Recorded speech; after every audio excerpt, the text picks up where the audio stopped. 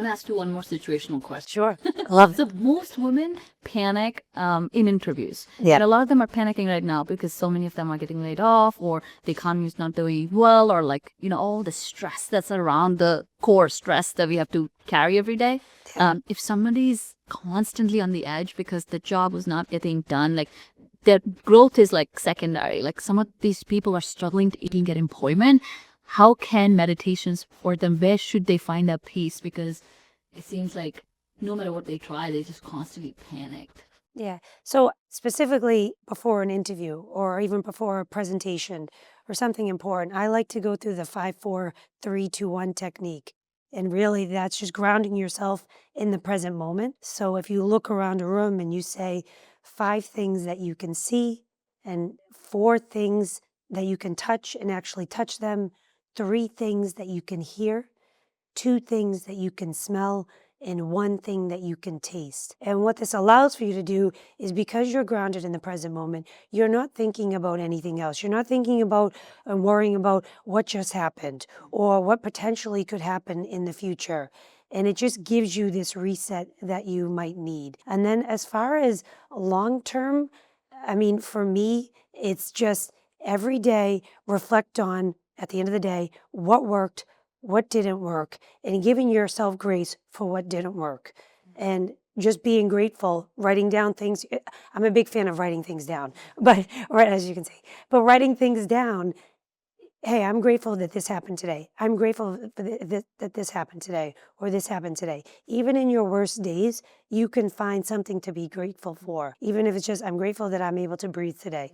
I'm grateful that, I have this warm bed to sleep in at night. That really can change your mental outlook on the stresses of, being laid off or a big interview coming up or whatever is making you feel uncomfortable or overwhelmed, in the future. Yeah. And so much of it is imagination, right? Like we're making it bigger than it is. Yeah. We're blowing it out of proportion. And then like that anxiety becomes an obstacle that now we have to overcome again. So I feel like our natural state has become just to be anxious all the time. And I think that's why peace feels foreign to people, because they're like, how can I chill? How can I calm down? Like I must be worried because all this internet is making me feel that that's my natural state. And I think that's where mindfulness is so important, because otherwise we're losing every single day. Because I tell my clients all the time, I'm like, if you're panicking, that means your central nervous system is not doing what it needs to do. You're actually going into flight or fight mode, which then creates stress, chronic stress, and over the years you're just living a very unfulfilled and very unhealthy life, because eventually it has to get to you. But I love this conversation. I love all mindfulness stuff connected back to careers. I love that so much. So what would be your advice to women who are unhappy right now, cannot feel the success externally at all, and just are super disconnected from everything they're even talking about, and they're like, none of this makes any sense because my life is like blowing up and nothing is working out? What would be your first advice to them? Giving grace is always my first piece of advice. But actually what I spoke to in my TEDx talk, and it's all about reflection. So I created this 4-quadrant strategy to career fulfillment, and it's just recognizing in your career, what am I successful in and thriving in? And then what am I not the expert in and want to learn more about? And then what am I successful in but don't really care to pursue? And then the other piece is, what are my responsibilities? Don't even feel like I'm an expert, but I have to do them anyway. When you go through these 4 steps and you look at each quadrant, you can then say to yourself, okay, where am I right now? If I am more on successful and thriving, or not the expert but want to learn more, I'm in a good place. All right, so let's try to do more of that.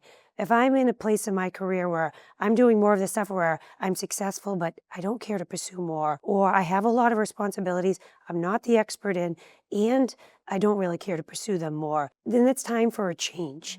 And let's try to figure out what that change is. A lot of larger companies now have opportunities to do gig assignments, specifically in the pharmaceutical world and some of the clients that I work with. I've seen a lot of opportunities. You could be in one space and then do a gig assignment, right, where you get to work in a finance role, right, which is completely different than their normal role. And that just gives everybody that has the opportunity to do that, a little space to say, oh, wow, I actually enjoy what I'm doing in that gig opportunity. I don't want to do it full time, but maybe I can bring some of what I've learned there into where I am currently, right? So again, it's moments of reflection and just being okay with being uncomfortable in those periods of overwhelm, but also communicating those to who can help you in making those changes. So whether that's a leader you trust, whether that's a colleague, whether that's someone external to the organization, but just taking those opportunities to reflect, write them down, and moving forward with what information you do gain from those reflection points.